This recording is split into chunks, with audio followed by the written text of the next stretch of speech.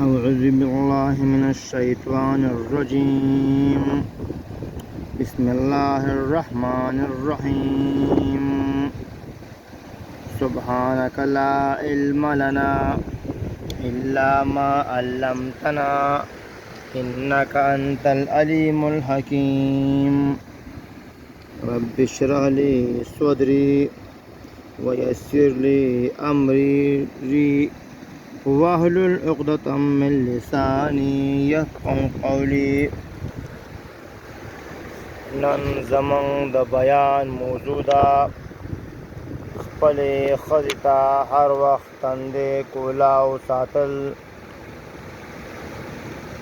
یعنی د ښځې مخکې تندی نه تریوول، بلکې په خوشحالۍ سره د هغې سره مخامخ کېدل، ځکه دا یو نیکي او صدقه ده چې سړی د یو مسلمان سره په کولاو تندي میلاو شي.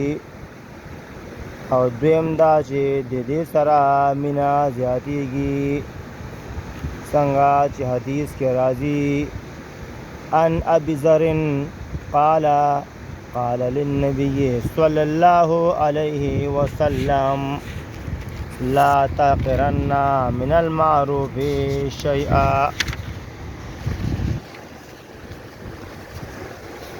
ولو ان تلقى اخاك بوجه طلق.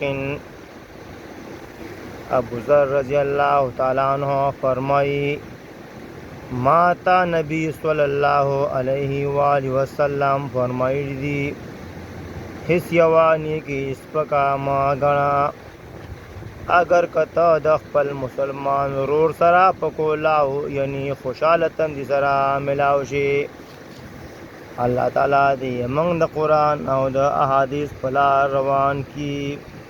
السلام علیکم ورحمۃ اللہ وبرکاتہ.